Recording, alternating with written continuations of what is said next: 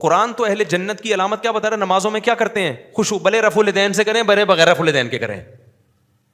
اللہ کو اس سے غرض نہیں ہے کہ یوں کر کے کر رہے ہو بغیر. تو میری طرف متوجہ ہے نماز میں، تیرا تو دل لگا رہا ہے کہ نہیں لگا رہا؟ تیری نماز تیرا مجھ سے تعلق بحال کر رہی ہے کہ نہیں کر رہی؟ تو ان اسکالرز میں آپ کو یہ چیز نظر نہیں ہے. آپ کو پتا ہے صحابہ میں نماز کے بارے میں جو اختلافات تھے نا، وہ آج کے اختلافات سے زیادہ ہیں. اتنے اختلافات کم ہوئے ہیں ابھی، پہلے زیادہ اختلاف تھے.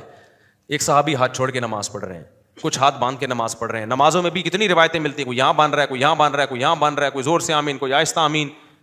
رو سب رہے ہیں نمازوں میں یار، سارے رو رہے ہیں نمازوں کے اندر، ایسی ایسی نمازیں پڑھ رہے ہیں وہ تو. مگر آج آپ دیکھ لو یار کیسے کیسے اوٹ پٹانگ قسم کے چیلنج ہیں. اور وہ وجہ اس کی یہ تھی کہ وہ سمجھتے تھے بھائی ان کا استدلال اس حدیث سے ہے. عبداللہ بن عباس کو کسی نے شکایت کی حضرت معاویہ کے بارے میں کہ ایک رکعت وتر پڑھتے ہیں. عبداللہ بن عباس کی رائے ایک رکعت وتر کی نہیں تھی، حضرت معاویہ کی رائے تھی کہ ایک رکعت وتر ہے. میری رائے کہ ایک رکعت وتر نہیں ہوتے، اس میں دلائل ہے میرے پاس، کبھی میں مسئلہ ریکارڈ کرواؤں گا. جو ہمارے اہل حدیث کہتے ہیں نا یوتر بواحدۃ، ایک رکعت وتر پڑھتے تھے، اس کا یہ مطلب نہیں ہے حدیث کا مطلب.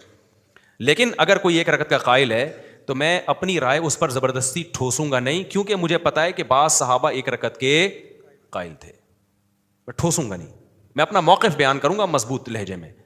میں یہ کہوں گا کہ مجھے اگر آپ سمجھ رہے ہو کہ میں قرآن حدیث نہیں جانتا یا میں اندھی تقلید کر رہا ہوں، یہ آپ کا الزام ہے بھائی. ہمیں پتا ہے ابو حنیفہ بہت آگے کی چیز تھے وہ، ٹھیک ہے نا، بہت زیادہ تحقیقات کی ہیں جہاں تک آپ پہنچے نہیں ہو. اب آپ کو ابو حنیفہ کی فراست کا اور علم کا پتہ نہیں ہے تو آپ ان پہ اعتراضات شروع کر دیتے. انہوں نے حدیث کے خلاف فتویٰ دیا، صاحبین نے حدیث کے خلاف فتویٰ دیا. تو صحابہ میں بھی اختلاف تھا، ایک رکعت وتر کے کچھ قائل تھے کچھ قائل نہیں تھے. لیکن دونوں کو یہ پتا تھا کہ بھائی دونوں کی نیت اللہ رسول کو فالو کرنا ہے، لہذا دونوں نے ایک دوسرے کی رائے کا احترام کیا. آج کی جو متشدد دیوبندی ہیں وہ جیسے اہل حدیثوں پہ رد کر رہے ہوتے ہیں، متشدد اہل حدیث دیوبندیوں کا مذاق اڑا رہے ہوتے ہیں، یہ صحابہ ان کی طرح نہیں تھے، ان کی طرح نہیں تھے. بلکہ صحابہ نے کیا کیا، یہ مسئلے کو آرام سے حل کیا. عبداللہ بن عباس کو جب بتایا گیا کہ معاویہ ایک رکعت پڑھتے ہیں، فرمایا دعہ فإنہ فقیہ، ان کو اپنے حال پہ چھوڑ دو، وہ فقیہ ہیں، وہ اپنی رائے کو پر عمل کر سکتے ہیں.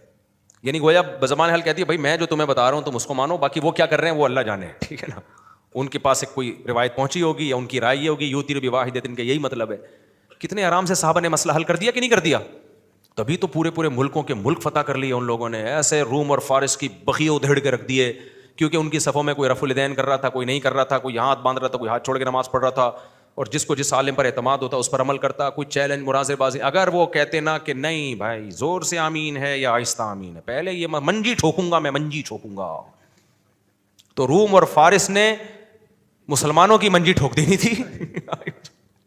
محمد بن قاسم پھر سندھ فتح نہیں کرتا، محمد بن قاسم کی منجی ٹھک چکی ہوتی ہے اب تک. تو اس لیے بڑے بڑے علاقے فتح کر لیے. پھر سائنس کی دنیا میں نام پیدا کیا مسلمانوں نے، کہا یار یہ مسائل حل ہو چکے ہیں. پھر چاروں اماموں نے آ کے تو بالکل ہی ختم کر دیا یہ مسائل. انہوں نے فقہ کو مرتب کر دیا، ریٹن فارم میں لے آئے. امت پوری اس پہ جمع ہو گئی، بھائی اب یہ ریٹن میں ہے، اب اسی کو فالو کرو، اب دائیں بائیں جانے کی تمہیں اجازت نہیں ہے. تو انہوں نے پھر حکومتیں اسی فقہ کو نافذ کیا. حکومتوں نے کہیں فقہ حنفی نافذ ہوا، کہیں شافی نافذ ہوا. جہاں فقہ شافی نافذ ہوا حنفیوں کو اعتراض نہیں ہوا، جہاں فقہ حنفی نافذ ہوا شافیوں کو اعتراض نہیں ہوا. ایسی زندگی گزرتی رہی. اب 1500 سال کے بعد جا کے کچھ لوگوں کو خیال آیا کہ بہت غلط ہوا، امت نے 1200 سال بہت امت کا ٹائم ضائع کیا. بلکہ قرآن حدیث ہم اب بتائیں گے، یہ حدیث نمبر ہے، نبی نے رفع الیدین کیا، جو نہیں کرتا وہ کیا ہے، وہ گمراہ ہے. اور جس نے جو رفع الیدین نہ کرنے کے قائل تھے انہوں نے کہا یہ اس کا جواب ہے، جس نے کیا تو وہ کیا ہے، گمراہ ہے. وہ اندھا مقلد ہے، وہ مقلد ہے. جو منجیاں ٹھک رہی ہیں ایک دوسرے کی منجیاں ٹھوک ٹھوک کے سبھی ٹھک گئے ہیں ماشاء اللہ، سمجھ رہے ہو. لیکن ہمارے سیکولر اور لبرل قوتوں کو بڑا فائدہ ہو رہا ہے اس سے. بے پردہ عورتیں گھوم رہی ہیں، ان کو پتہ ہے کوئی مذہبی اسکالر ہمیں دیکھ کے کبھی نہیں کہے گا پردہ کرو، کیونکہ وہ کسی کو نماز پڑھتے ہوئے دیکھ کے کہے گا نا ٹانگیں چوڑی ہیں تو کہے گا پتلی کر، ٹھیک ہے نا، جو پتلی کرے گا چوڑی کر. یہ چل رہا ہے ان کے یہاں، الحاد پھیل رہا ہے. خدا کا انکار کرنے والے لوگ، جو فلسطین میں جو کچھ ہو رہا ہے سب کے سامنے بین الاقوامی پالیسیاں بن رہی ہیں، منجیاں سب کی مل کے ہماری ٹھک رہی ہیں. اور ہم ان مذہبی اسکالر سے جان چھڑانے کے لیے تیار نہیں ہے. ان کو سنتے اسی بیس پر ہے کہ یہ نفرتیں پھیلا رہے ہیں اور کہتے ہیں یہ بندہ ہے جو حق بیان کرتا ہے، حالانکہ لوگ آپ کو پوری امت سے کٹا رہے ہیں. محمود غزنوی کو ڈاکو قرار دے دیا یار، محمد بن قاسم کو ڈاکو قرار دے دیا. تمہاری تو منجی ویسے ہی ٹھک گئی میرے بھائی. جو ہمارے ہیروز تھے، طارق بن زیاد، جو اندلس کی 1000 سال کی حکومت، طارق بن زیاد جو جا کے فرانس تک پہنچ چکا تھا، طارق بن زیاد سمجھ میں آ رہی ہے بات کہ نہیں؟ پورا یورپ فتح ہو گیا تھا تقریباً, پورا تو نہیں, اس وقت تو یہ آبادی بھی اتنی نہیں تھی. پھر یہ سندھ میں ادھر ایک طرف سے ادھر ہندوستان فتح ہو رہا ہے. ہندوستان حضرت عثمان کے دور میں فتح ہو چکا تھا, تو جتنے بڑے بڑے ہمارے لیڈر تھے وہ سارے ڈاکو بنا دیے, تو منجی ٹھک گئی کہ نہیں ٹھک گئی؟